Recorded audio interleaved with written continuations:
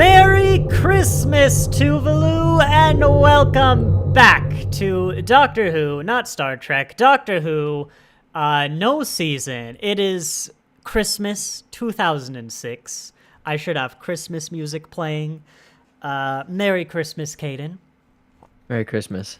I'm once again joined by Caden. This is the episode, The Runaway Bride, that takes place between seasons 2 and 3, after Doomsday and before Smith and Jones. Hello, everybody, particularly you Amazon Prime users who didn't realize that and are now going back and and watch them all. But yes, it's Christmas, exactly the weekend we thought it would be.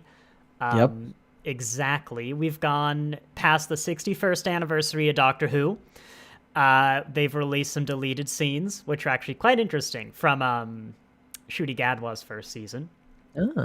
Including highlights are one we knew was deleted. Actually, do you remember in the finale of his season, he had this like whistle he just controlled the TARDIS with, and it came out of nowhere? You can now watch the scene they cut where the Doctor gives like the past version of himself the whistle, and that is like plot critical. And Russell Davis is like, yeah, the plot literally doesn't work now. It's like an absolute train wreck of a plot, or whatever his quote is. But they also in that scene played "There's Always a Twist at the End," so I think it's good it's cut. There's also a scene where in Maestro, the Devil's Chord, they justify the musical at the end. Okay. And you know how one of my complaints was that, well, now for like 20 years, there's just no music in the Doctor Who universe? Yeah.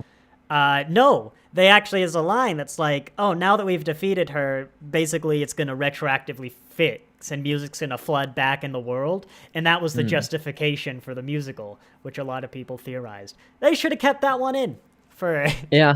That would have helped, yeah. But otherwise, they're just mostly like, yeah, you didn't really need that one. But there's some fun. Well, they are deleted scenes, you know. Yeah. But we know it's Christmas now because I was at the store yesterday in the United States of America, as you do. One and only. Yeah. And, you know, they play the music in the background, like in the store. And you know what they played? What's that? I don't think you've heard it yet, but they played what I call the Doctor Who Christmas song. Which is this song. It's I think it's like the #1 Christmas song in the UK. It's kind of like Mariah Carey's "All I Want for Christmas Is You." As I understand it, as someone who's never set foot in the UK, the closest I've gotten is like southern France, and that's France. You know, that's wildly different. Yeah. It's like, it's Merry Christmas, and then I don't know the words. It's like, does he ride a red-nosed reindeer? It might be in this episode. They played that! I was like, I've only ever heard it once in the States before. And I was like, what's this? My mind was blown. Because we don't have that song in the States. The UK, as I understand it, it has like, 10 Christmas songs, just like the US. But they're entirely different. If we just like did some, cross-cultural exchange... we could get some new ones. We double the amount of Christmas music. Yeah, I've been hearing the same ones forever. I could use a couple new ones. I have no idea what the song's called, but I think it's mostly in the Moffat specials, so we might get it this year with... so it just shows up a bunch? What's it called? Well, they kind of just play it once an episode, but when you're binging it, and you get to the part where there's like 2 Christmas songs and specials in a row, you really start to notice as an American, because of course you're like, what the hell's this song? I've never heard it before. But yeah, if you don't, oh, I am still getting over a cough. I'll have it for like a month. I'll have this the next time we review a Christmas special, I'm sure. And of course a month, because that's how Christmas works. If you don't know what we're doing, we are basically recording an audio commentary track live. So as you see, I've just put the time bar on screen. In a little bit, I will also put a blurred version of the episode. For legal reasons, I can't just stream an episode of Doctor Who, or in fact the audio. So just bring your own video. We are watching off the American release of the complete David Tennant collection Blu-ray set. So that's noteworthy because for Doctor Who, right, there are two versions of basically every Doctor Who episode.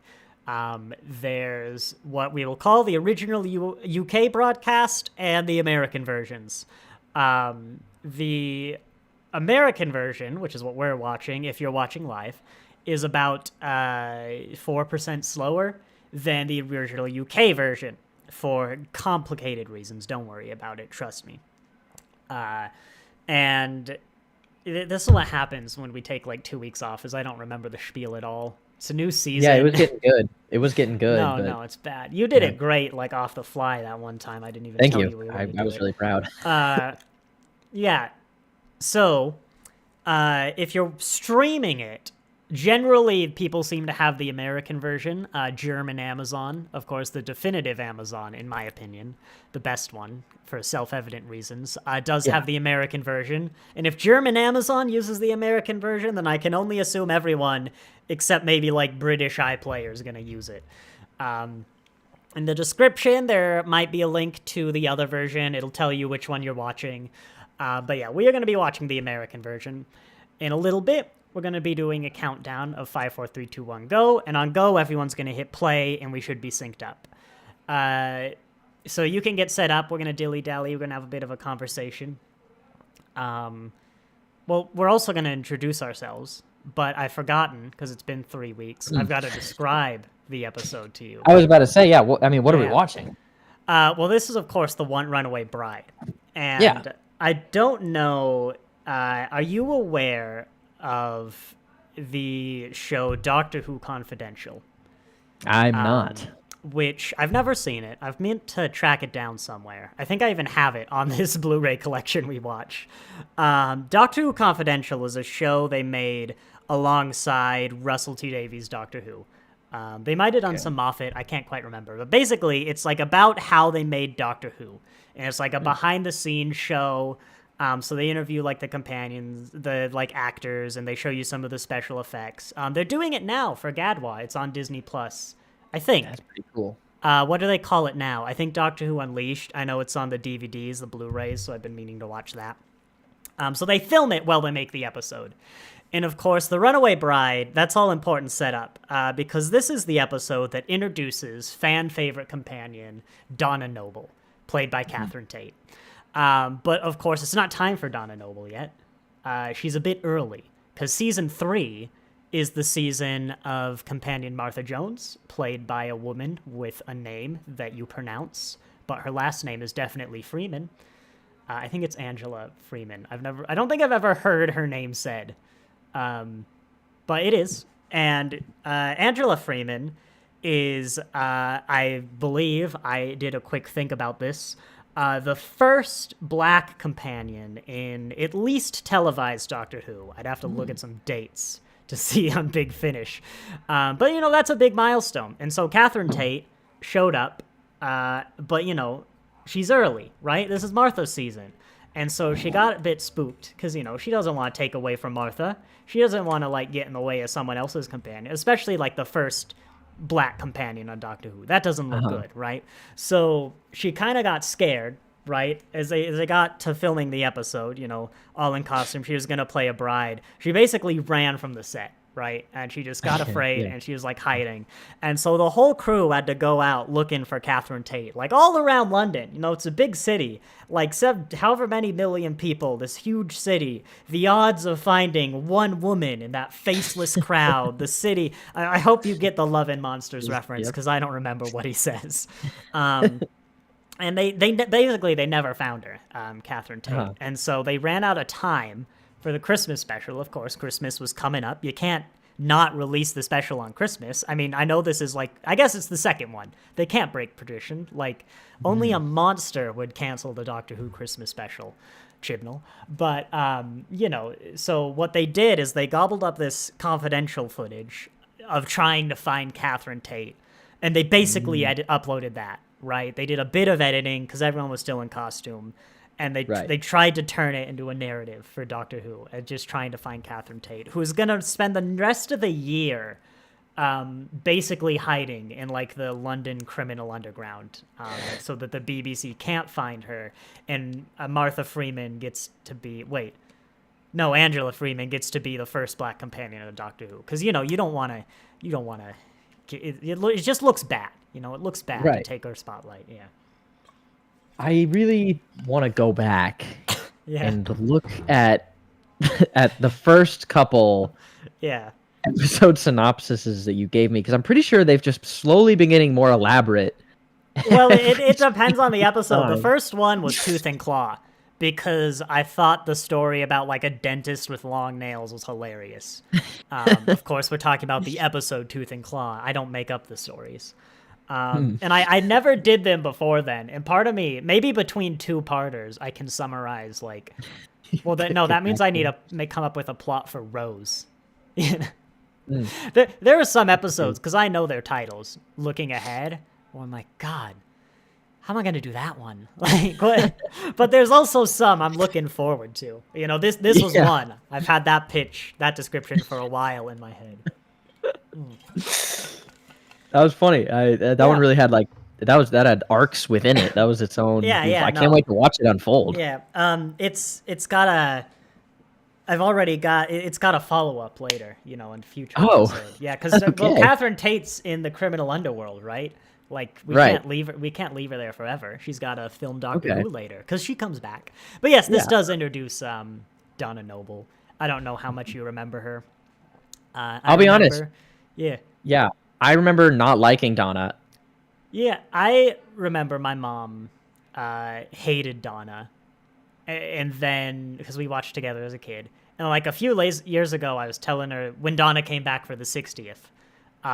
She was like, "Oh, I liked Donna," and I was like, "What do you mean you like Donna?" And she's like, "I think I was just upset that Rose left." Could be it. Like, yeah. Donna is a good one. Mostly, that might be unfair, but in large part because she has like no romantic plotline with the Doctor whatsoever, as opposed to literally every other companion. There was actually going to be a qualifier, but no, as opposed to literally every other companion until the 12th Doctor companion, Bill. Yeah, no, that's just. I guess you want to count Mickey. Mickey didn't have a romantic plotline, but yeah, no, and the fans just aren't big on that. A lot of people like her personality. She's a character. She's flawed. Which makes her a compelling character in a lot of ways. She got some things I don't like about her, but most of that's I think going to come up season 4. I had resolved not to tell you when the companions are leaving, when the Doctors are regenerating, but I've just told you. I've got time to forget. Yeah. So that's Donna for me. It's one. She's one of the strongest modern ones for me. I don't know if I'd call her a favorite though, but we'll see. Her season is really good though. She has the advantage of having a very good season. Yeah. Keep that in mind. And Martha's not in this episode, so we're not going to talk about her. That's next week. And then because this is the start of season 3, before we start, we'll start in a few minutes. Do you want to introduce yourself a bit, and as well in the context of Doctor Who? Because I like to do this every season. Man, who am I? My purpose in these streams is to be the layman. It's to a couple seasons from now possibly make it bearable, but for now, I am your common man, whereas my fellow true host here is your Doctor Who connoisseur, and I am the one who will bring it down to earth, give you a new perspective that you Doctor Who cultured people might have forgotten, as it has been a long time since you have been a layman. So I am unexperienced. I don't know what I'm walking into. Sort of. I mean, I watched these when I was like forever young ago, but at a certain point they'll all be new to me, and I've forgotten most of them anyway. The Absorbaloff, and that's all that I think matters really. Yeah, as Caden said, I have an ever-growing. Every time we do this, it's a larger number of Big Finish stories. Not as large as it could have grown, because I put my money elsewhere, like in the fact that I had to tear up the basement. But no, I've consumed Big Finish. I've watched every episode, barring some of the missing non-animated ones, because I'm just waiting to see if they animate them. Well, that reminds me, we got news. They're releasing a new colorized classic Doctor Who. They are colorizing the second Doctor's final story, which is an epic 10-part, very well paced. It sounds long in like, but it's actually well paced. It kind of like does something with like all of those 10 parts. It never really feels like it's staying in one place. So it's like what, 3.5, 4 hours long. It's a big one, you know. But they're cutting it down to 90 minutes. Oh. Yeah, the last colorized they did, they cut like, I think 20, 30 minutes to get it down to 90, and it was a bit of a garbled mess of a plot. And that's a 6-parter. No, that's a 7, 8-parter that you could cut a whole episode of and it wouldn't change. So oh gosh. And they're adding a new scene too. So they're actually cutting a little more than they're cutting like 3 hours. No, 2 hours. God. Add a scene. Well, okay, in brief, you don't actually see the physical regeneration of the second to third Doctors. And so they've commissioned some fan who did like a edit of that, and they're basically just going to put that YouTube video in the... It's really weird. It's really weird. The War Games is a great episode. It's going to be a garbled mess of a story we get some nice colored pictures of for YouTube videos. Wow. Yeah, no, that's a weird... I never even watched the last colorization because I've heard it's not great. I mean, the colorization is pretty good, I've heard, but, well, even that missing. I saw a picture of the Time Lords, and their robes were blue, and I'm like, F off, they're black. Oh, they're black? No. Yeah, well, it's early robes. Look, you should do Classic Who. You want to you watch the garbled messes of colorizations? What a bitch. Yeah, no, you can watch the ungarbled versions. You want to watch, like, the episode where they go to the land of fiction, and the companion gets the chicken pox, so they have to recast him for that episode, and they have him by making the Doctor build like a cardboard cutout of the guy's face, but he gets it wrong. What? This is an episode. Yeah, no, it's a good one. It's Did you know that there's just an alternate universe where fiction is real in Doctor Who? It's true. I thought we just learned that they're not supposed to go to alternate. Well, that was because the Time Lords aren't around anymore. Yeah. It used to be really hard. I mean, like Doctor Who doesn't really do that. Honestly, I think that's the only time off the top of my head they go to another universe in Classic Who. No, there's one more. But the Time Lords kind of make it not apocalyptically impossible and dangerous. But they aren't around anymore, so, you know. No more of that. Okay, that makes sense, I suppose. Yeah. Well, we should probably get started, not selling you on Classic Who. I'll get you there. I'm going to hook you with the TV movie, and then I'm going to lose you in, like, Reign of Terror. Seems accurate. I honestly actually don't know what I'll do for Classic Who, because I'm watching through it with my wife. You know, we're on the second Doctor. And some of them, I'm like, even if it's a really good episode, because it's so long, I don't know if some of them will really work for reviews, because there's not as much happening for me to really comment on, aside from just the length of some of them, which is difficult in itself. Like 10 parts is egregious, don't get me wrong, but quite a lot of it is even like a 6-parter, or a 4-parter it's a movie, but so I could do that, but it takes like a while till it really settles into 4 parts. But I'm like, if I can get you, then we could probably fill the airtime, because even if we're not talking about the episode at all, like we could back and forth. I think we could get enough. So it's now a matter of life and death to get you into Classic Who in the next. I don't know. I might jump around. I might do highlights. I might just do like 4-parters or really good ones. Because I was like watching Reign of Terror one of the Christmases with my wife, and we're like, the Reign of Terror is a 6-parter that is famous for the Doctor wearing a goofy outfit. And there's a reason that's like the only thing you remember about it is the Doctor wearing a goofy outfit. So don't get me wrong, it's a great outfit. It's a highlight of the of the story. Am I selling you yet? I need another rebuttal. There's the one where the guy who plays the second Doctor also plays the villain, and he plays like a Mexican agrarian dictator who threatens the world by blowing up volcanoes. That is one of the best stories of the Black and White era. All over the place. It is. Oh, in 2012, did I forget to mention? It's a historical. Oh. Yeah, it's set in the past, 2012. You remember Salamander, who I swear is named Salamander because salamanders seem like they would live in Mexico. Salamander. Yeah, that's his name because I think they live. I think because it's a weird name. I swear they named a villain Salamander because he's Mexican, and salamanders live in Mexico. At least, but I bet they didn't know that. I think they're just like, it seems like Salamander should live in Mexico. You're shot in the dark, yeah. Yeah. Again? To be fair, they do live in Mexico. Huh. It has like the second highest concentration of salamanders, but they couldn't have Googled that in the 60s. So I'm like, it seems like they should live in Mexico.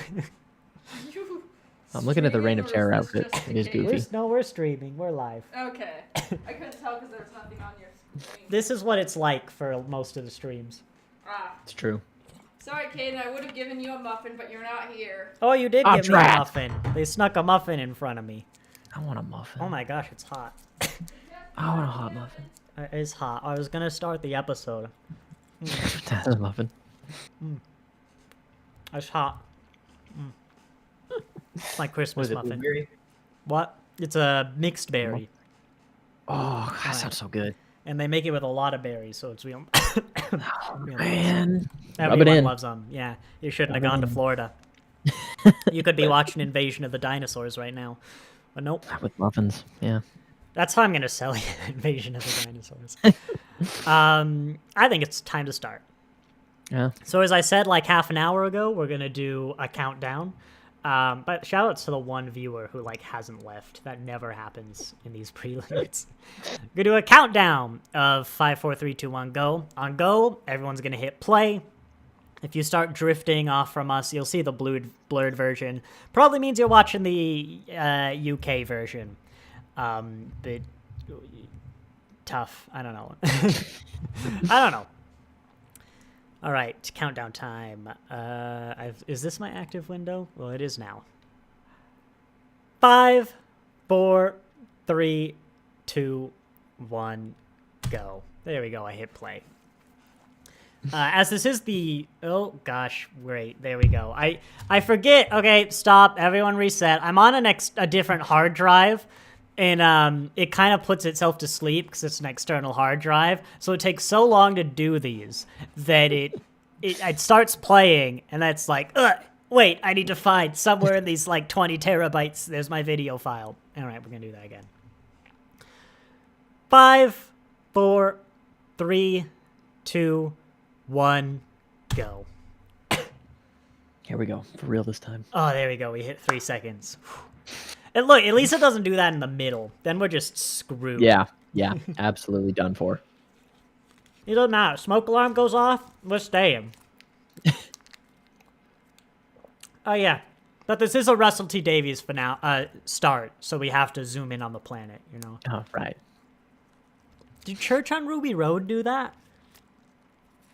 I wish I could open two windows of VLC Media Player to check. I don't recall. Yeah, so here's the only part of the original episode they filmed before Catherine Tate realized what was happening. Mm-hmm. Yeah. Wow, that girl looks so displeased with this wedding. The bride, or probably Neris? No, there's someone in the...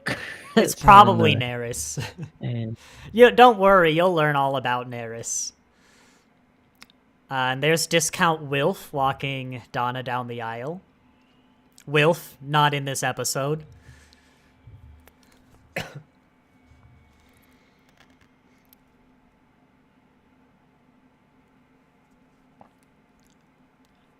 I'm trying to think. I swear I had a specific factoid prepped for this episode like 2 weeks ago. Can't remember, but it was real interesting.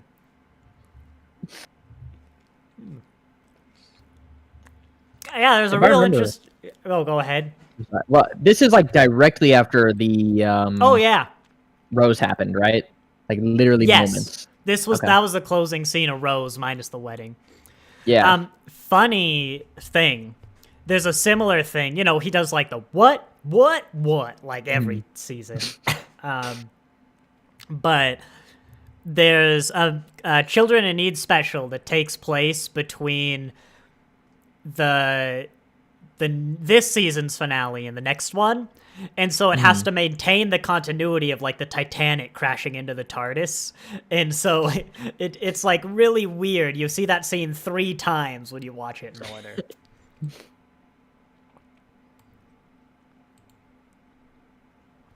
You know, Donna's one of those companions that people really didn't think they'd do well, basically, when she was announced casting-wise. Because she's known... Oh, see, Neris, told you. It's, she's known for, I believe, like, comedy stuff. Not the sort of thing that, like, a companion role would be demanding of you, but she's just part of a very long line of people underestimating the person cast as a companion. Because she does a great job.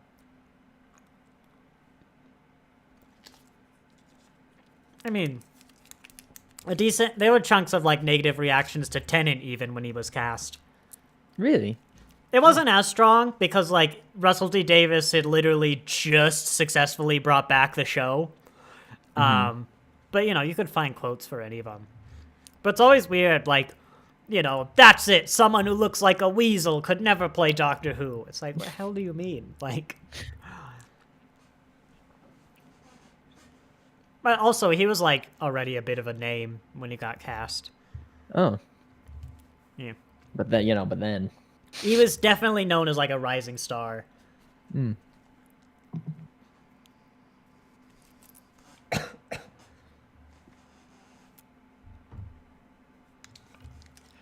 God, I wish it was. Too many human or modern-day Earth companions.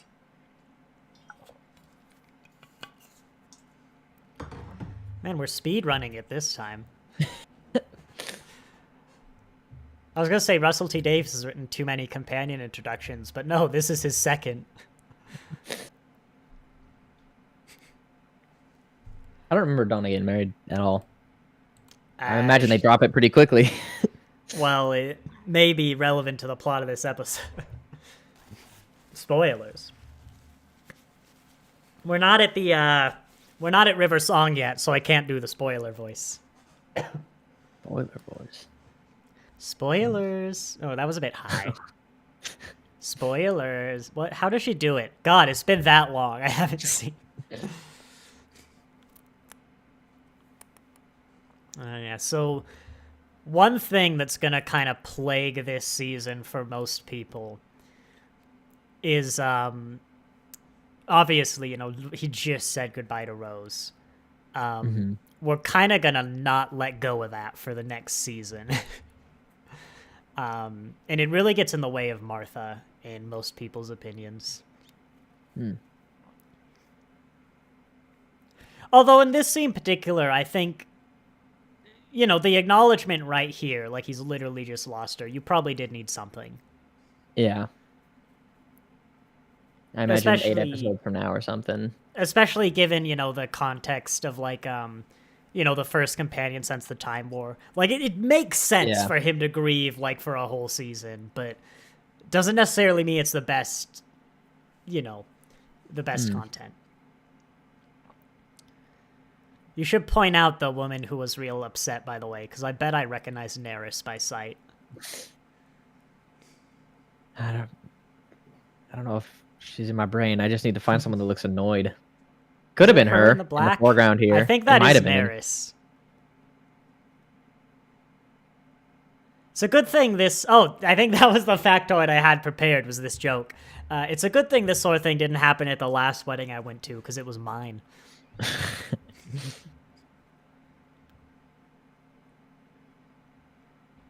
Oh, I do like it when you get this version of the bigger on the inside, though, when they do it because they've left the TARDIS, and then they're like, wait a minute.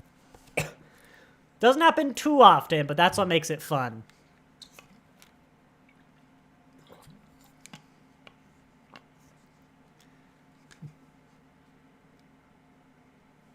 They're getting better at those in exterior shots of the inside of the TARDIS, though. Those started in the modern era. I'm not even sure if the movie did it. Oh. We could have a big debate on whether or not the doors on the classic TARDIS are the same as the doors on the outside of the police box. Like, yeah.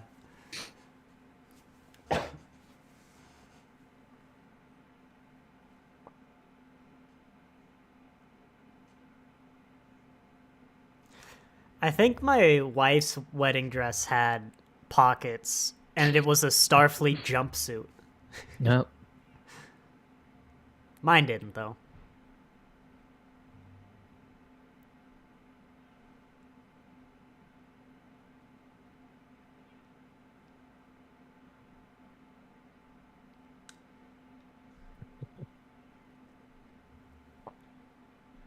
So I take it this is part of when, she stormed off set. Yeah. Footage. Yeah, this is them try. They got like Donna's stunt double for the teleportation scenes. Like, you don't want to accidentally not reassemble Catherine Tate. So they're trying to find Donna. Yeah. Well, at the start, actually, no, I've just remembered David Tennant was kind of on board with the plan, but then he realized that Christmas would have to be canceled if they didn't film it, and so later on he joins the hunt, but not after getting rid of Donna. Wait, he's got flat hair. What's this? Oh. What's this 50th anniversary be at? Look at that hair. Oh, it's a bit better in this shot.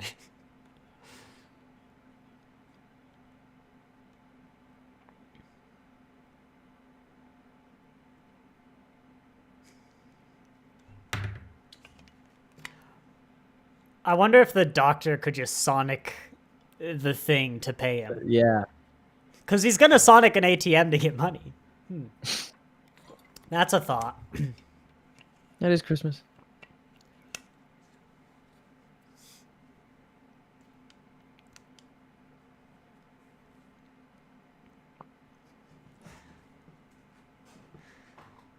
What's Donna's actual Christmas special? I wonder if that comes up again. Oh my gosh. I don't think she has one.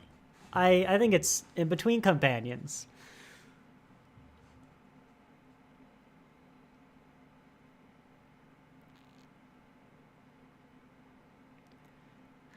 Man, if we would have watched this episode before your wedding, I could have made so many jokes or something. Oh yeah, because you were the 15th Doctor for my wedding. It was a costume wedding. And it was good. That was before we even came out with his season. It was a real good 15th Doctor. That's all I had in the closet. Simple. It was real good. He's a simple cosplay, that the suit with the orange shirt. Yeah. But no, I've been watching this scene of London, trying to figure out if it's too barren or not for Christmas Eve in the middle of downtown London. Huh.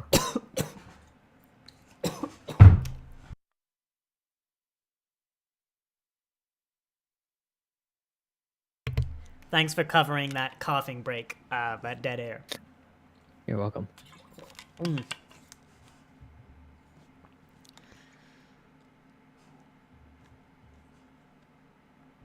In the 60th anniversary, one of the specials is paying back. It's actually that woman is the villain because Donna doesn't pay her back, and she's trying to get interest on a tenner. It's only like £2. I recognize these Santa Clauses. Look, Doctor Who still has a bit of a tight budget, you know. Disney's not here yet.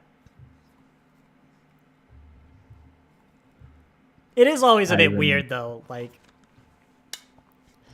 I'm not actually sure what those Santa robots are. I think they're like aliens in their own right that just follow around bigger aliens. But I'm not really sure there's like a major threat for them to be following at the moment. Well, they were just, just waiting. They were Just convenient there timing. Yeah. in the Yeah. wardrobe. The beginning of the story was missing a villain. It is interesting thinking about, actually. Other than these robot Santas right at... Oh, no, the robot Santas actually are the villain for, like, most of the episode, because otherwise there just isn't one. Hmm. I think that would have been interesting, though. Oh, that stun. But no villain. Well, there is a villain to the story, but they don't come into play for, like, most of the episode. Hmm.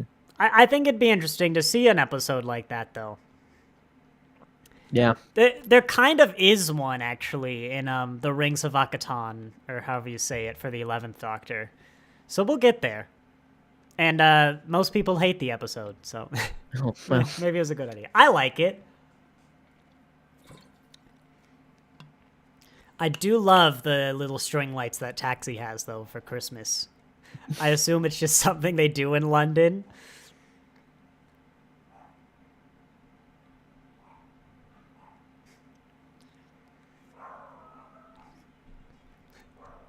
I think a lot of people like Donna just because of the random line she has like that. There've been some good ones, yeah, already. I don't know. I think one of my problems is they often lean into, like, what I call casual alien racism, which makes sense more here, where, like, you know, she's not actually traveling with the Doctor. But you'll notice often in sci-fi, I'll call it out when it happens, that people just make, like, horribly racist comments towards the aliens because I guess they're not human and you can, like, so they don't think about it. And, like, if you notice it, it's just horrible. It really is. We'll get there. I'm sure we'll point out stuff. It's like, just I'll translate them into, like, a human context. You'll be like, oh, no, yeah, that's real bad. You can't say that. Spoilers. There are children watching.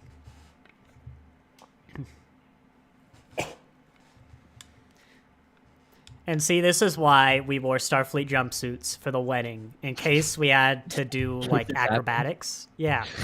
Yeah, that's why.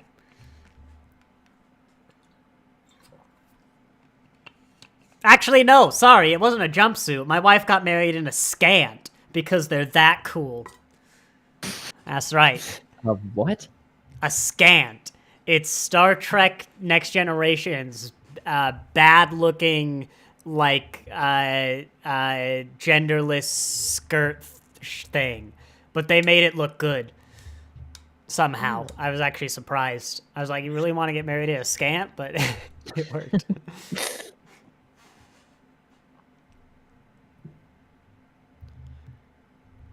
Also, it's weird that all the other cars are just driving, right?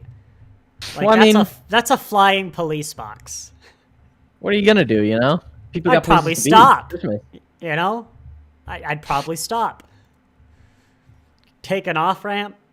Then you'd be late for wherever you're going. It's Christmas. I guess actually that's a fair point. It's Christmas Eve.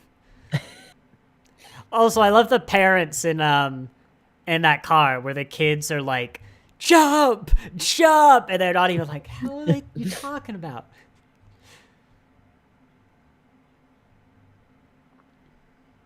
This is a good follow-up. If like the Rose stuff basically just ended here. Like, we had the morning Rose, and that's like, no, she is still alive and well. Like, and then you could kind of move on, right? To like the show has always done for the past 25 years. Not necessarily completely, but don't let it overwhelm your season and totally undermine your next companion, who just so happens to be the first black companion in the TV show's history. So happens. Don't worry, the next... Oh, wait, there's Mickey. Mickey doesn't count. I think he was a tin dog. Yeah, he was a tin dog.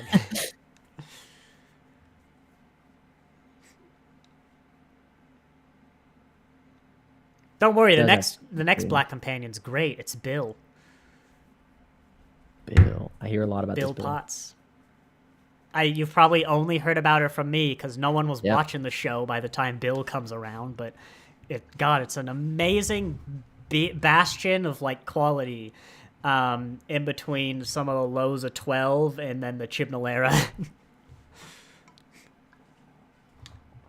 God, if only. I was just complaining about that. I'd love a follow-up scene, just like in the middle of Donna's season, where she's like, "Wait a minute, you could have gone back to my wedding." What were you were complaining though? Like, you know the time I said that travel just a rules. second ago. I was like, it's not like he has Oh. a time machine. But then it was said for me. And then I what mean- was that excuse that was? Well, Think about he your can't go back on his personal personal timeline. You remember Father's Day. Like, he doesn't want to make a paradox. I guess, It- yeah. It is dangerous to have two Donnas, especially with people chasing her. Oh, yeah, she did call the wedding. I was going to say, though, I don't think there's any reason he couldn't drop Donna off at the wedding, because, like, no one there, you know, they're not going to run into each other. He doesn't know she didn't come back. But she did call the wedding, so really it's the doctor's fault.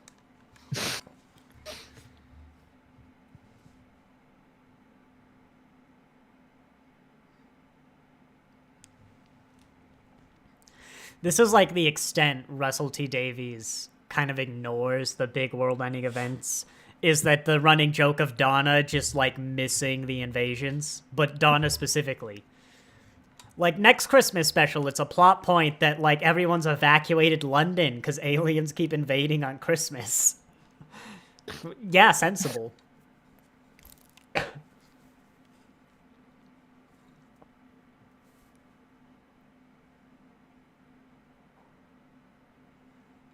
What wouldn't they? If there's one thing I know about camouflaged robot mercenaries, is that they all just want a piece of Catherine Tate. Maybe that's why they want her, though. Like, they're robot mercenaries. They don't know how to do all the paperwork. You know, they don't want to find people to, like, hire them. I was being so mean. That's kind of what people like Donna. A lot of people I've noticed, I don't know if it's particular to Doctor Who or, like, in general, like, especially the, like, dedicated fans, because, of course, when I get this, it's all from, like, the Doctor Who Reddits. They often cite loving when the Doctor is, like, a bit of an a-hole to people. It's one of the reasons they really love 12. And I just never really enjoyed it as much, which is part of why I don't gel with Donna as much as many people. Like, I think for a lot, Donna's basically the perfect companion. Very, very excited for Yeah. the second watch and actually being able to digest this character. Oh, you're doing it again, are you? Oh, what am I doing again? You're watching the show again now. We gotta stop for like a month, just binge the whole series, and then we come back and do these watch-alongs. Is that what I'm hearing? No, just like, I mean, last time I even Donna existed in my brain, I was, I don't know, 11 or something. You can't understand a character. That's part of why Ninth's gotten a lot better. The Ninth Doctor is, Yeah. I don't think, like, you know, 8-year-old me could really comprehend the, like, cosmic horror that is the Time War and, like, the effects it has on the character, let alone not having the context of Classic Who.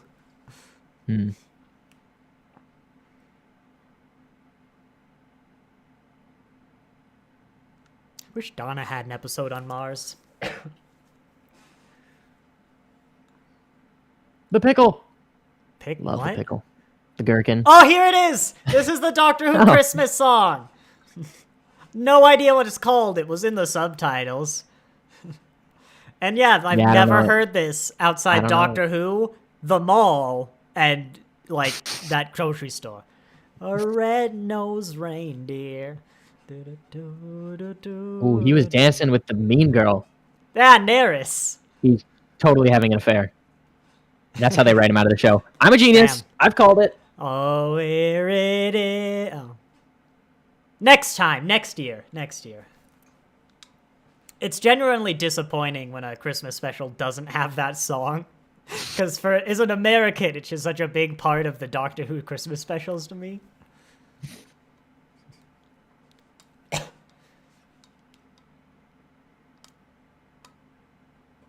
I agree, Neris.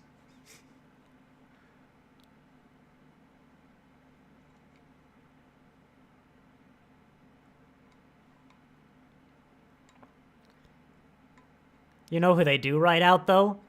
That guy between Nerys and Donna's grandmother, who I think's supposed to be like a grandfather, but Donna's grandfather's dead. Oh. I think so, at least. Yeah, I think Wilf's her great-granddad, so that guy just disappears. He was a cousin. Right. Looks like one. Also, like, I don't know what you'd do in this situation, but I don't know if I'd be as chill. I guess it's not my wedding, but Lance here would probably Wouldn't have be held more reception. upset. Oh, this song they've wrote specifically for Doctor Who, by the way. Oh. Definitely no relation to what's been happening on the show. I'll let you listen.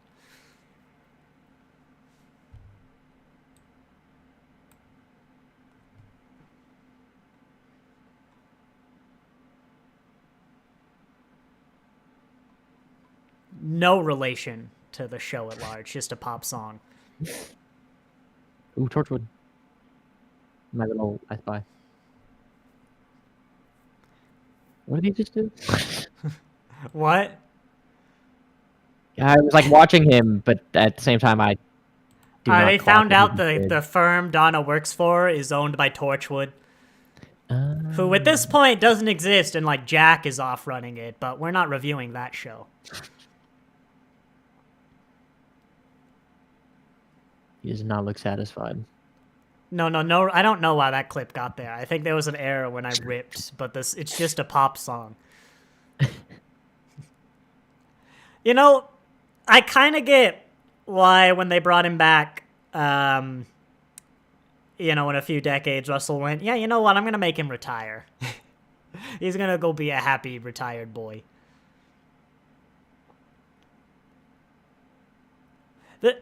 The thing is, I don't think they actually do anything with this idea of the Doctor just kind of being sick and tired of traveling after losing Rose, because I don't think this season resolves it.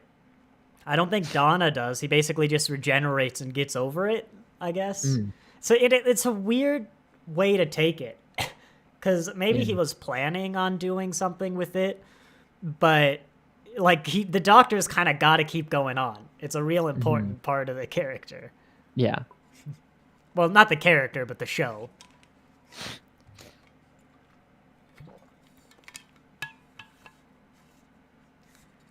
Is that George Washington? On like the painting? No way. No way. Not here. No, this is Britain, goddammit. Can't be. That traitor.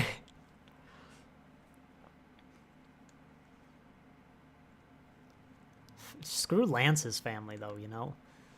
He never liked Donna. Actually, I kind of surrounded in buildings. I want to come back to that because I kind of wonder what Lance's family must think about this whole rushed wedding situation. Like, it must be so out of character for him as a person.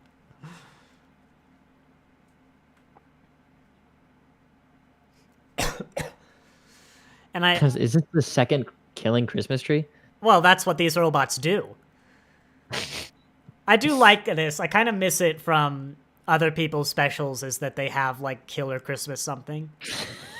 Like, did Church on Ruby Road do this?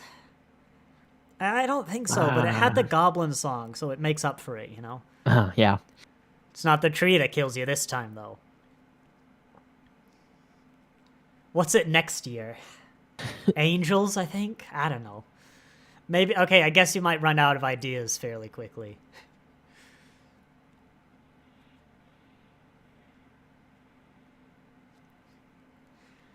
Actually, I think maybe they'd get a bit formulaic, but it's a Christmas special. I think they all need a scene where Christmas music plays over, like, the Time War. Over the whole Time War. They're like a full-on planetary invasion. The Daleks are, like, wiping out France, but... No, just have there be an episode during, like, the Time War where there was that one, like, during World War I, they had the Christmas truce. Christmas truce, yeah. Or what, Christmas where they played soccer. They had that during the Time War, too. Well, that's already in a Christmas special. But, yeah, we need to go back. Well, yeah, it is. It's a really good one. It's actually a nice twist. But it's got some problems, but I really like it. Is a special. I won't tell you which one though. God, that's a series enough episodes where I'm not gonna tell you a lot of twists for. All right, now they're right now to the story.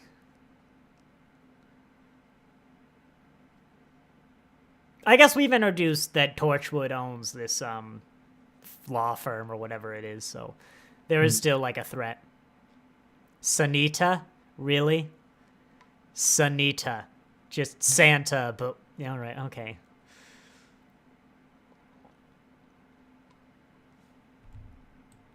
Oh, okay, they're not scavengers. They're working for the main villain.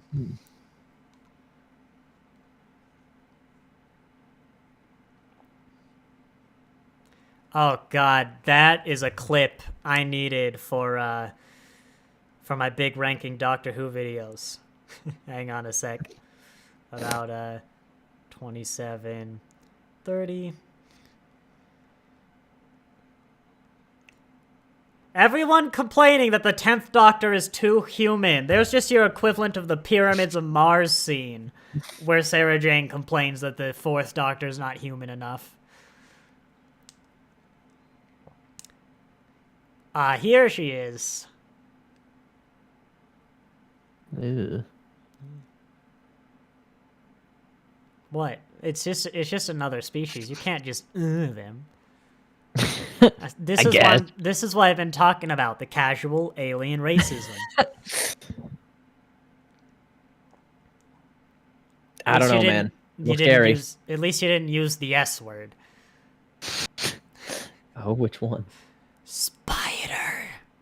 Oh, right.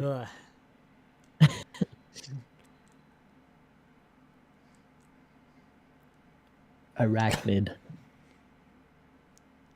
He's the new Mickey, Tin Dog. Maybe that's the problem with this season. Martha doesn't have a tin dog. God, Sure, dog. neither does Donna, but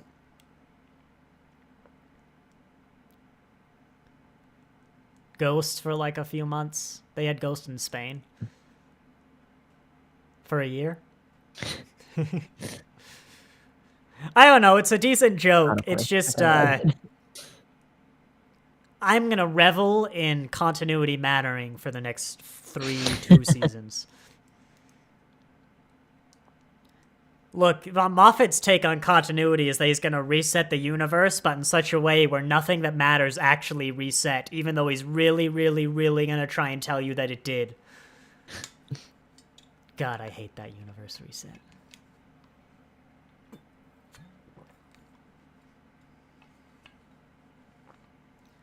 Yeah, but you'd be surprised how much liquid that mug can hold. It is bigger on the inside. That's a great gag. The Doctor pulls out like a small mug and takes like a 30-second like drink from it, you know? Dude, no, I want to see that so bad. Yeah, I could see 15. 15 would definitely like chug some alcohol at a frat party. Bigger on the inside, little flask that the Doctor carries around. Oh my god, that's like if you want a real stereotypic like Irish Doctor. Because my wife and I talk a lot about like having an Irish Doctor, which you've never done, but really just lean in. Like they're constantly swearing.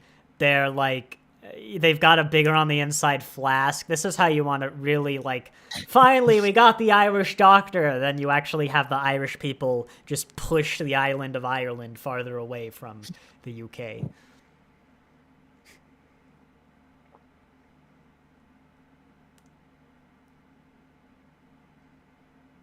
Oh, we're back.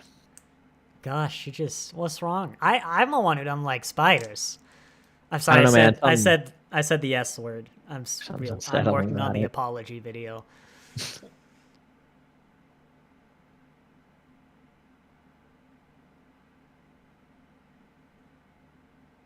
I don't think he even exists. Come on. It's just a name. You know, I think Russell T Davies has a thing for segues. Because, like, this also happens in Waters of Mars. It's so unnecessary. No. This was Why do you need like they segues? needed to spend this, or otherwise it was just gonna go to taxes anyway.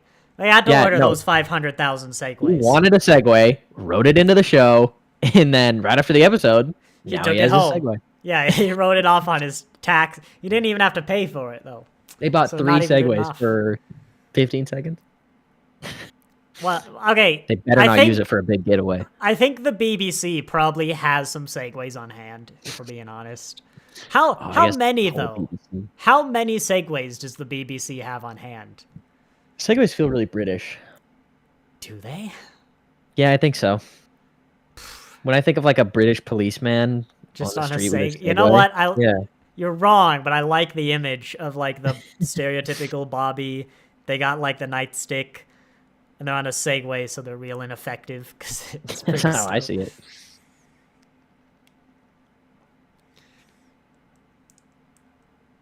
They just go down all those floors to climb the ladder back up. Someone's got to know though, because like that's the BBC. That's taxpayer money. They got to audit that stuff.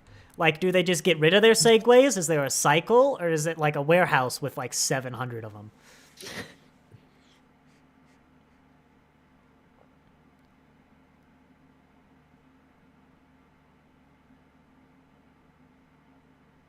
Whoa. Okay, whoa. How far was that fall? Familiar. Oh. What? No, that is funny. I didn't comprehend that. I was going, whoa, because I think maybe I remember this episode a little bit. I don't really know. Maybe. That felt familiar. Well, it is a major London landmark, but you probably know all the major London landmarks because of either being Big Ben or Doctor Who. Yeah, just about.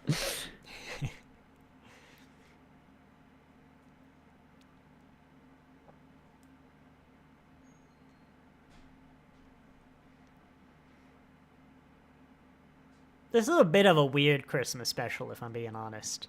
Yeah. It's only the second time around, but like, it's not particularly Christmassy. It's, I don't know. It's just not gelling as much. They had a murderous Christmas tree. We did have that bit. I think it's just dealing with Rose. No, that's can't be it. It's because all the time they lost trying to find Catherine Tate. You know, they just had to edit that Confidential. And then Confidential just had like, God, that episode. Oh, no footage.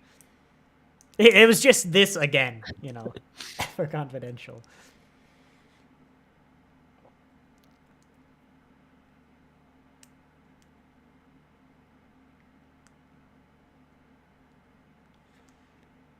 Who wrote this? I think it would have been Russell T. Davies. It's a Christmas special. I think this next Christmas in 4 months is 4 weeks as Christmases tend to go, is the first time the showrunner hasn't done the Christmas special. I mean, it's Moffat, but still. Big moment.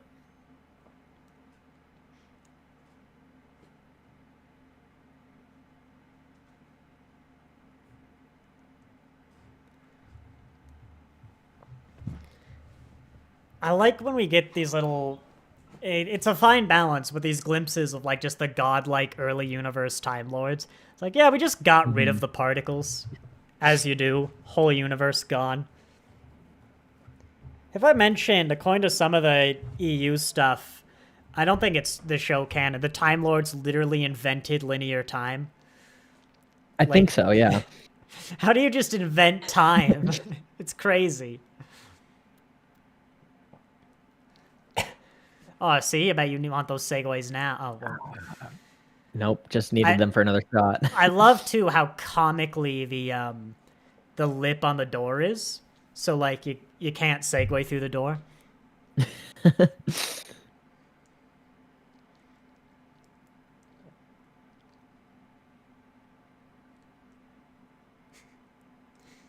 Yes.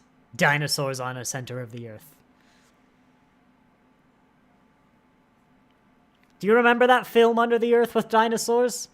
You too young? Journey to the Center of the Earth. Yeah, I love that movie. I love that movie. I probably don't remember anything that happens, but I just know I used to love it. Dinosaurs is all you need. Remember that part. Yeah. Yeah, that's all you need. You're going to love Dinosaurs on a Spaceship.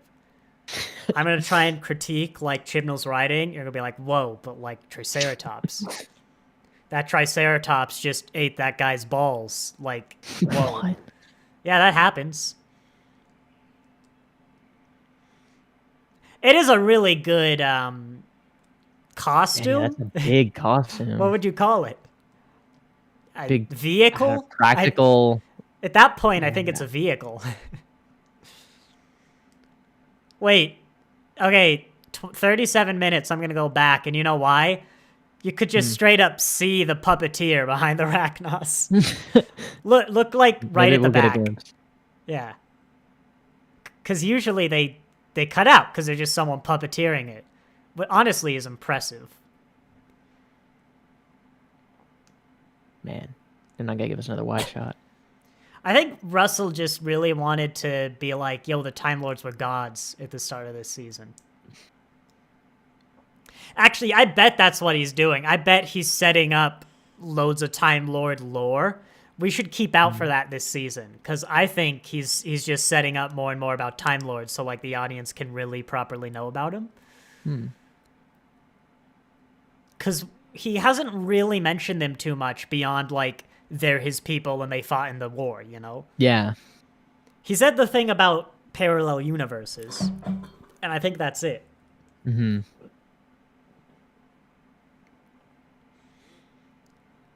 He's just afraid of that puppeteer.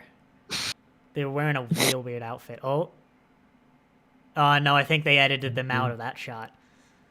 But you could see him in that first shot.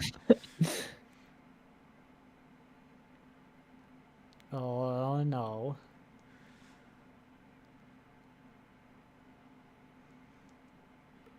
I hope she gets better at those one-liners if she travels with the Doctor, you know.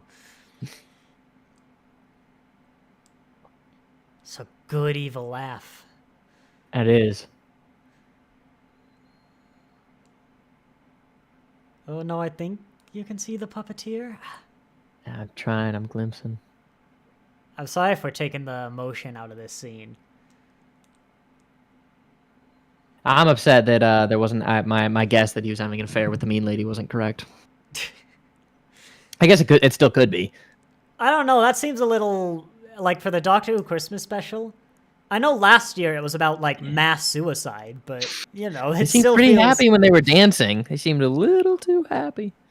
Well, hey, finally it was with someone other than Donna. I don't think I'd want to be married to Donna either, to be fair. It's one of those characters, like, I get how they work well. I don't think I'd, like, hate Donna as a person, but I definitely wouldn't love Donna as a person. Okay, that's how you do it. Get him as the companion. It's personnel.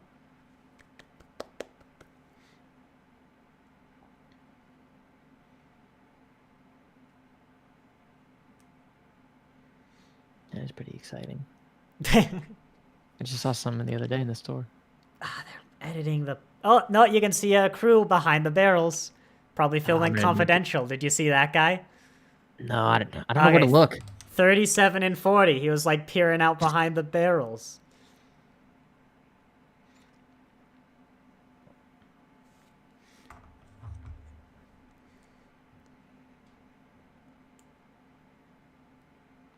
I do, like, this scene really is, like, harsh, you know? Yeah.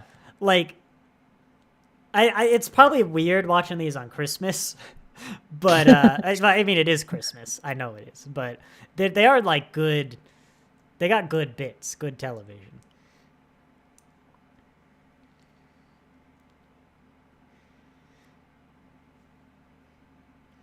I think the 11th Doctor off the top of my head is where we really hit the balance of, like, Christmas vibes, but quality television. Mm.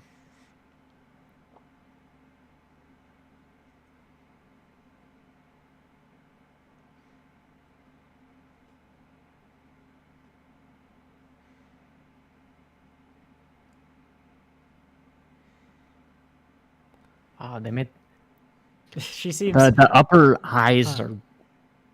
Do they blink? Yeah, they do. I've been blink. looking for cameramen. But no, I was going to say Donna's like, don't kill him, was a really weak arm flailing. I mean, she's going through a lot. Oh, that was a good think it's blink. That was Digital good. though. I think so. I But don't it's so know. quick, it doesn't I look think you awful. could blink physically.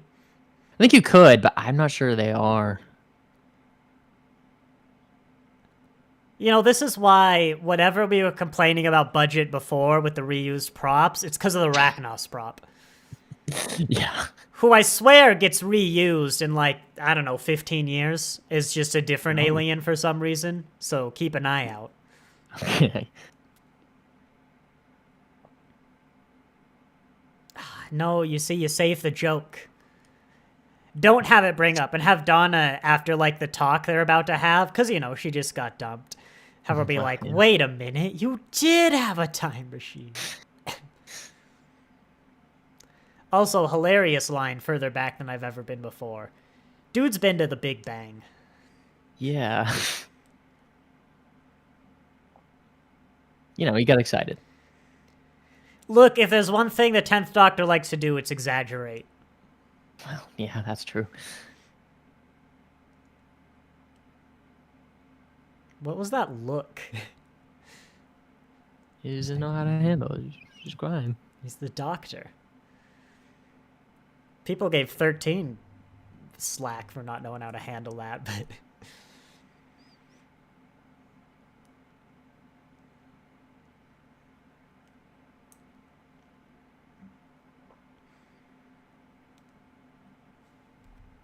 Is that true? Has he never taken a companion here? I don't think he's ever actually been to the formation of the Earth, which might be what he was referring to. Oh. But, like, why would he? It's just a bunch of dust, you know? I don't know. Sightseeing.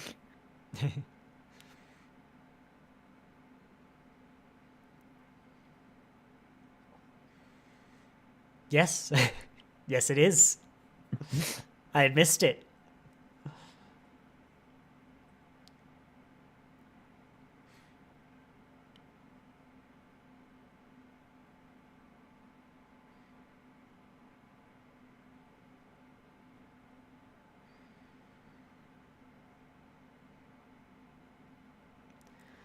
I've never really gotten that take of like space making you feel tiny and insignificant. Like, do you? Oh, I get it, yeah. I mean, I understand the logical flow, but I don't see why like other things existing makes anything in particular less significant. Because that's not really how significance works. Yeah. I mean, I don't think it makes things like worthless, kind of like in some aspects, or like it's all meaningless. I don't agree with that, but yeah, You know how get the Ruby's vastness. mom was important because we thought she was important? It's basically that. Yeah. I'm like, that's how importance works. Yeah, I agree with that. Yeah.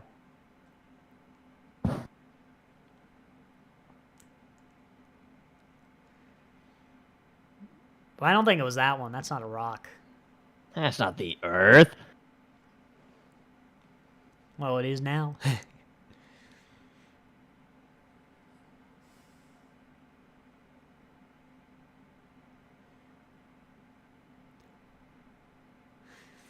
I'm sure I don't you think couldn't have just done that. Well, I guess it looks worse if you're kidnapping a lot of people and trying that. I want to see this more, where like they can time travel, leaving the doors open like that. Mhm.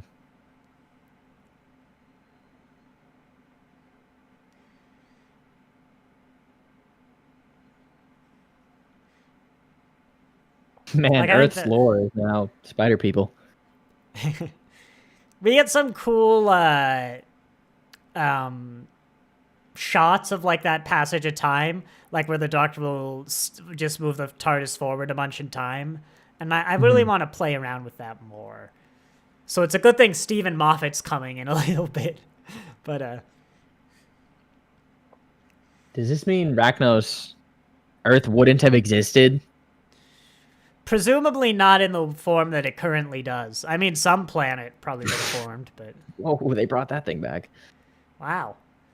Has that just been like under the console the whole time? He's regenerated since then. They really convenient. I don't think we'll ever see it again. Yeah, it's like, oh, how are we gonna get him out of this? Oh, remember that thing? What if he has a They're whistle? not used to segues. At least we saw him get it, you know. Yeah.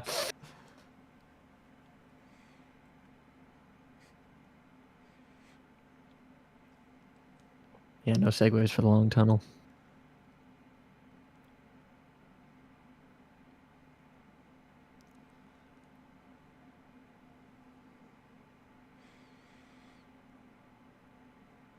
Ah, I see. I see why they declared war.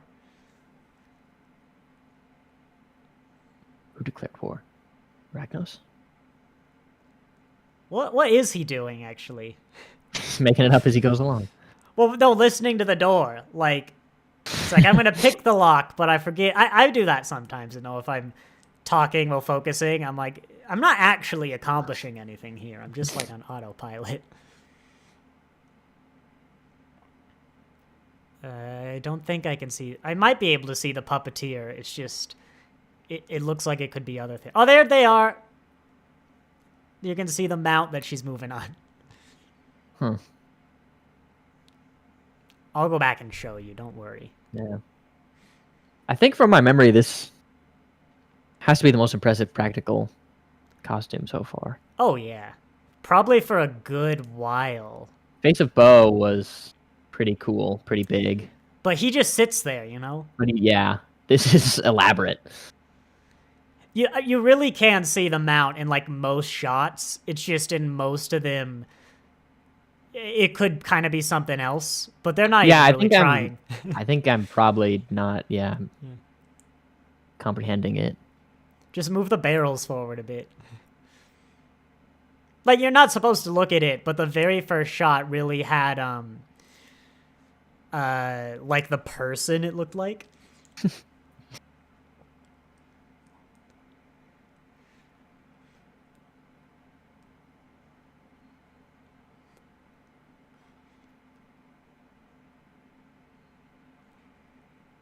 They got 2 of those ships.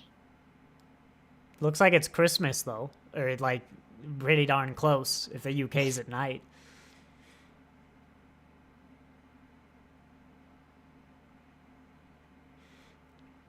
The alien's British.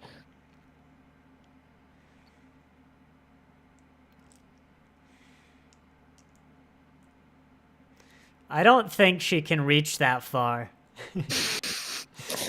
Nah, Like, what? Was it magic? Because we saw an establishing shot. Oh, look, it's Christmas, everyone. What would you think? Like, is this the second coming I would of Christ? not be like, as happy as these people are, especially after last Christmas. No, I'm immediately running away. 2 years in a row. Yeah, I'd leave London next year. I'd move to as far away from London as you can get. I don't know where that would be. Move to Cardiff. Unfortunately, Torchwood just started there, and that's not going to be a good city to live in. Your planet. Look, it's your own fault at that point, kid. Yeah, I agree. Natural selection at its finest. You get a better kid.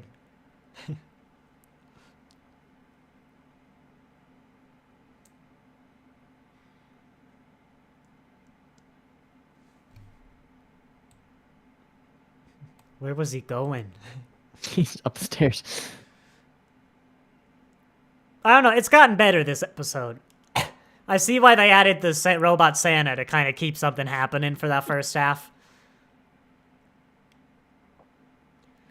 Although it is a really weird mix, early Doctor Who, of, like, stock sound effects and, like, that Ragnos costume. Yeah. Look at that. Like, that back. You'd never see that. Yeah, it's an impressive.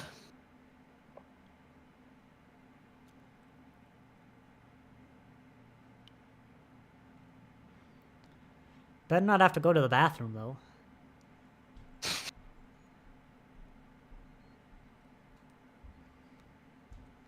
think they are digital blinks. But it's so quick. I mean, gets job. Stop. Oh, I got it wrong. Not a real Doctor Who fan.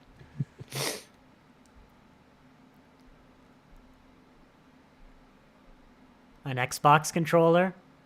Yeah, No. looks like it.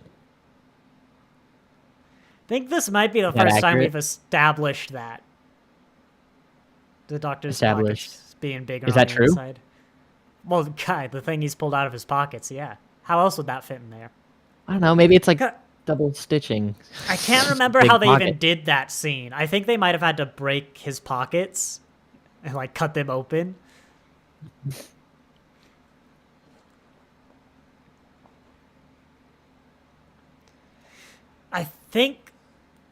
I think people might have recognized Gallifrey, but this is also the first time we've had like an ancient enemy of the Time Lords, like back when they were real active. And like she knows Gallifrey. So yeah, I think we're absolutely just setting up like Time Lord. We're building them up. That's what Russell wants to do this season. And I want to keep an eye out.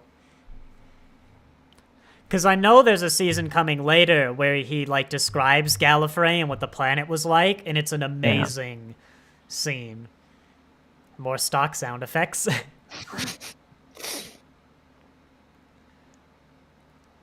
Look, you're the BBC. You celebrated your like 100-year anniversary not too long ago. Could you really? Do you not have these sound effects?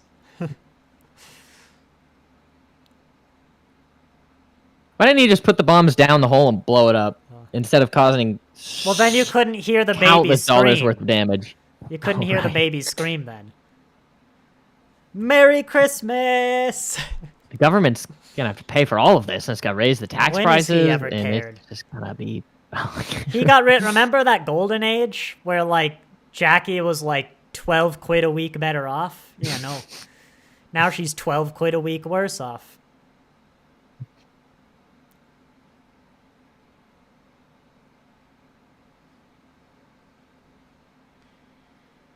There's an alternate universe where the Doctor just stood there and then drowned, and Doctor Who ended. Donna hit the wall and blunt force trauma And just died. died, yeah. Yeah, Doctor lost another What? one. I wonder how she'd be remembered. Would it be like a missed opportunity? Or would it just be like, yeah, Catherine Tate? She really wasn't very good, was she?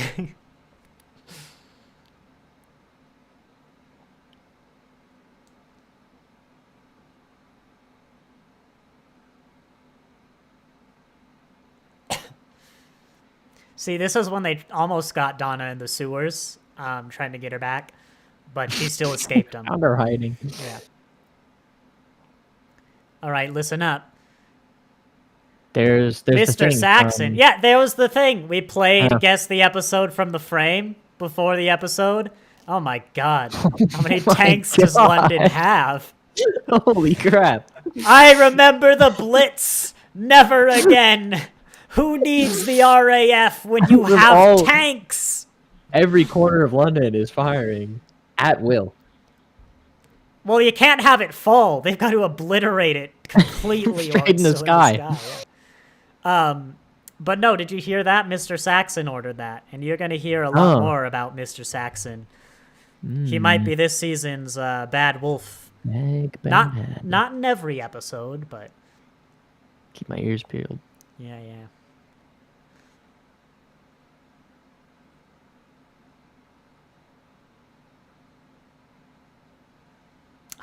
See, taxpayers. There's a boat there.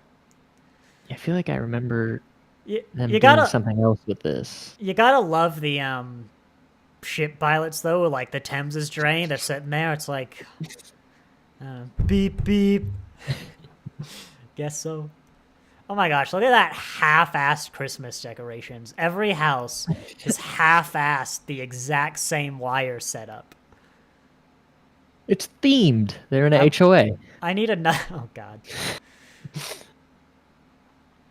You don't have HOAs in the UK. Unfortunately, all your houses look like this.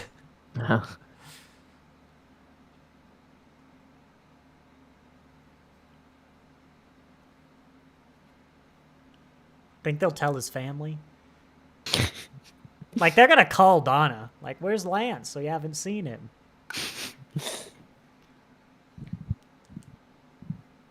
That's why I don't come back for the next special. I still want another establishing shot of those lights. Come on. Then all those tanks converge. Look, that house is so poorly decorated, all the lights are behind the TARDIS. I'm a little hung up on the snow switch. Have we had that forever? Well, we didn't even use it in the new season. Just a bit of atmospheric excitation. Like, it doesn't come in handy a lot. Ah, sounds like fun. He always keeps it behind those police box letters, though.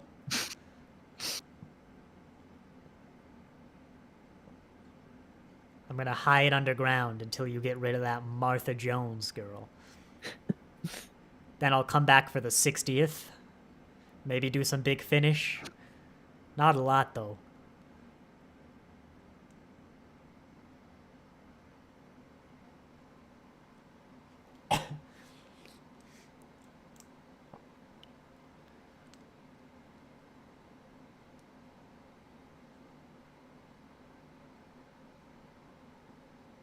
Damn.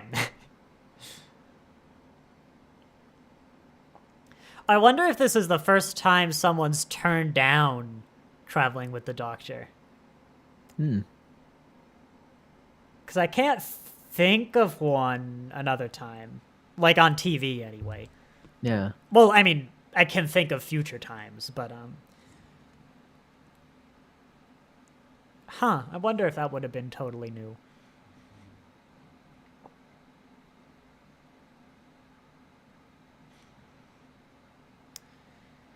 It's almost like the 10th Doctor can go off the rails a bit, you know? Has, like, godlike abilities we might be building up to. Like that. Almost. I don't know. It's still not quite there for me.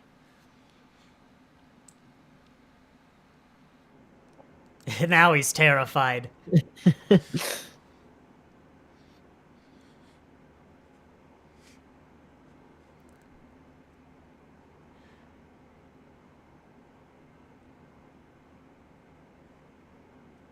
You know, they're expecting Donna, right? Are they expecting Lance? Where's Lance? Like, okay, wait. Watch when the TARDIS disappears. Look at the lights behind the TARDIS. Oh, they didn't do the fade effect. It's almost like that Rachnos costs like 20 million pounds.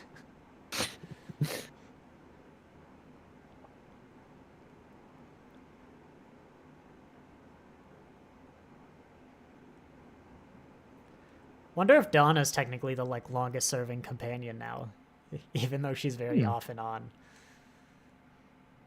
Not by episode count. She wasn't that close to, like, Amy, I think, holds that record.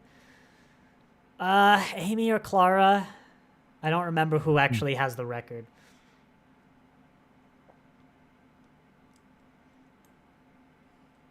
I think it's Jamie in terms of, like, screen time. It's Yaz in terms of, like, real-world time. It's Amy or Clara in terms of, like, episode count.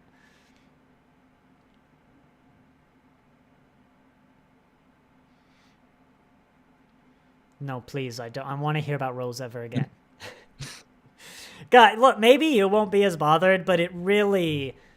Like, Martha's such a nothing burger because we spend still all this time on Rose. And, like... It's actually, we, like, neglect previous companions to the point that it's a complaint of the classic Who, you know? There's one...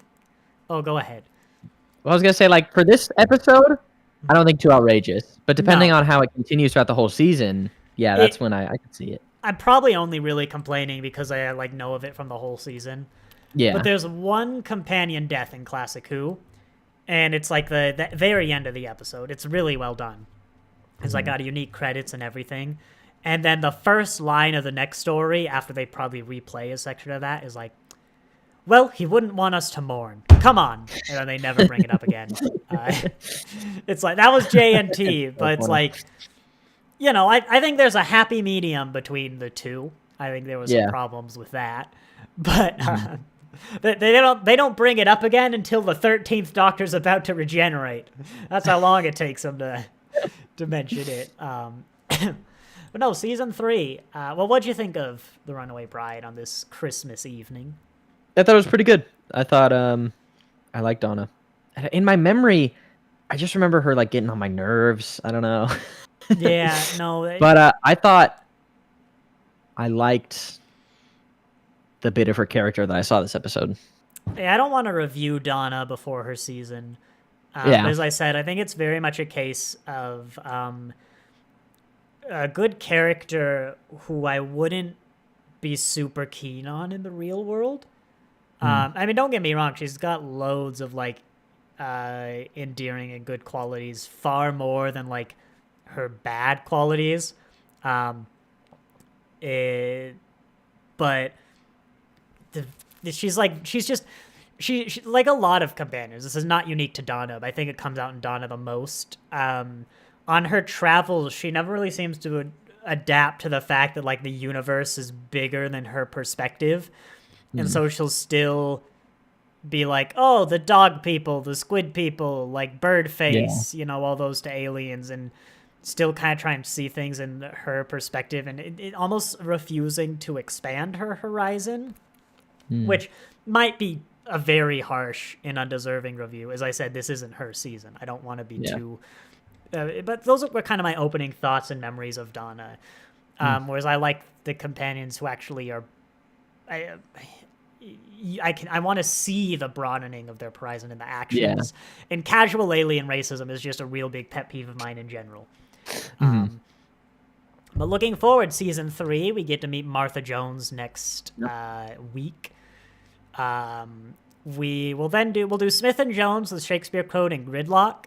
And then after that, I don't know if it'll be Sunday, but we'll have the next Christmas special, Joy to the World. We won't do a watch along, we do reviews of those. We'll have to talk privately though, because Christmas Day is Wednesday. So it'd be Thursday, Friday, Saturday, Sunday. It'd be like 4 or 5 days till we do that review. That feels like it might be a while. Yeah. I can't do the Saturday, but like I don't know if we want to get on like Christmas or even just the day after the Friday to do a review. We can talk privately, but we got some time to figure that out. Yeah. I gotta see I gotta see The Man by the Barrel. Oh, thank you. I was like, what? Like God? You gotta what? 37 minutes. Well, this isn't The Man by the Barrel. This is the Rachnos Operator. Here we go. I'll just let it play. Okay, so you can really see. Oh, it's like a rope. I saw the motion. Hang on that one. Episode monitor. Are you set up? That is okay. Episode. But even behind it, there was definitely. Hang on, I'm setting it up for the stream. That's also blurred. Okay, hang on. Filters, blur, close. Okay, there we go. Not that in one. motion. I definitely saw it behind the barrels on that one. Okay. Actually, there we go. I'll just get rid of the instructions too. You can see right there. You can see the rope. I thought it was a leg, but you can see it goes way back there. And then 40 minutes in, it's interesting how many production errors there are. You can see him right there. There's a little guy with a barrel, and he's going to get like a camera up. He was going to his eyes. So that might be confidential. Doctor Who confidential. I also found it funny when I showed all of that. I didn't hide the arm that I used to layer like above. So it's just a floating arm of the thumbnail character. But yeah, season 3, what I was going to say. It's a very weak season for the companion. Martha is not a very highly rated companion. And even the people who like adore Martha, like I think they've been spending the last 20 years complaining about how bad this season does her. But I think it's got some good ones. Probably controversially, some I like more than most. But the stretch of Human Nature, Family of Blood, Blink, Utopia, The Sound of Drums, Last of the Time Lords is probably the best stretch of episodes the show has. And like 42 before that isn't even a bad episode. It's just, not something to write home about. Yeah. But it kind of is, because you'll get to meet one Christopher Chibnall. All right. I don't know if his name is actually Christopher, but you'll get to meet Chris Chibnall for the first time. That'll be big. Moffat, The best time. you get Blink. Yeah, Moffat's in this season. That's his one. A little slow, though. I don't know. Smith and Jones is pretty good. The Shakespeare Code is almost was a J.K. Rowling episode, so, bullet dodged. Yep. And Gridlock is a one about parking. But I think it's a good one. Yeah. Well, it's actually the opposite of parking. Not parking. Which is, like driving. Traffic. Yeah, driving. Okay. Daleks in Manhattan, Evolution of the Daleks is a Manhattan. very disliked episode that I like. It's got Spider-Man in it. It's got New York. It's got a car park that looks like the Statue of Liberty. These sound like wins to me. These what? They sound like wins. They sound like good Wins? things to have in an Yeah, episode. no, I think like the weakest. Well, okay, then it has the Lazarus experiment, which is just bad, and I will probably be me ranting for an hour. It's one of those like anti-immortality episodes sci-fi likes to do, except it's even worse because the Doctor is immortal. It's immortal, yeah. And he's the one telling you about how you should just die. Yeah. Yeah. And, like, to be fair, he's not quite a hypocrite because, like, the 10th Doctor also thinks that Time Lords live too long, but he probably wouldn't roll over and die at the age of 80. Not to mention the fact he does regenerate anyway. Spoilers, but the 10th Doctor's not the last one. 42, and it's fine. It's Chibnall, but it's fine. Human Nature, Family of Blood is one of the best. It's a novel adaptation. Blink, no introduction needed. Although I'll say it's the episode where, like, at one point, a third of the screen is just underneath a TARDIS set, and you didn't know that, and that's, quite frankly, baffling. Then here's a question. Utopia, The Sound of Drums, The Last of the Time Lords is it's a loose trilogy. So I don't know how we're going to do it. Is it 1 week? Is it 2 weeks? Is it 3 weeks? I don't know.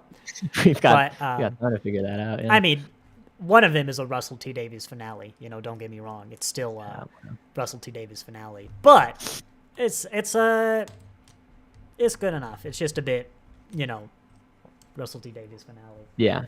I've got another muffin now. Oh, What'd you think of the episode, Alex? What episode? You don't get to know. What's the review? It could be any one of these. Copy of the episode. See the description. No, that's not gonna tell. It's gonna tell you it's Christmas 2006. You won't get to know what one that was. Oh, the Runaway Bride. Well done. I'm proud. I had to find the title. This is the one where Donna ends up in the TARDIS, right? Yeah, but then she leaves at the end. Yeah, I very vaguely remember that one. It was with the bald guy who dresses like a normal dude. I mean, there was. Yes, but I don't know why you feel the need to point out that he dresses like a normal dude. Because all the other doctors dress in nice outfits, and this guy just dresses Wait, you like think a the normal Doctor was bald? Yes. No, it's David Tennant. Yeah. But it is the redhead chick, right? Yeah. There isn't a bald Doctor. The one. There's a bald guy. The one. He's pretty important. The one who started with Rose. Yeah. He's bald. No. Yes. No. David Tennant. He has bald energy though, Eccleston. Oh, Eccleston. Oh, sorry. No, he's not bald, but he's got like not a lot of hair. He could be bald. He looks bald. He's as bald as Shruti Gadwa. Bald enough. Yeah. Yeah. I agree, I actually. thought that Donna started with him, but I guess she starts with David Tennant. No, Eccleston has one season. I vaguely remember this episode, but not a whole lot. There we go. That was a review. It's a good review. Well, I I should. can give you my salamander. See, it's a real story. It's a real story. I suppose. It was alright. Wow. There wasn't enough doppelganger shenanigans for my tastes, but... It's one of the best of like the era. doppelganger. For doppelganger shenanigans? No, just that episode. Might be one of the classic Who episodes I've seen the most. Interesting. Because I watched it before I left for college, so literally all my stuff was packed, but I still had like a few hours. I think I will end the stream, though. We should be good next week. I don't think you've got it. Do you know of anything this month that would stop us? I don't think so this month. Yeah, the Joy to the World is the only thing I know of, and we're still going to be live. We're just not going to be doing this. Yeah. So yeah, I will say thank you all very much for watching, and I'll see you next time. Bye-bye.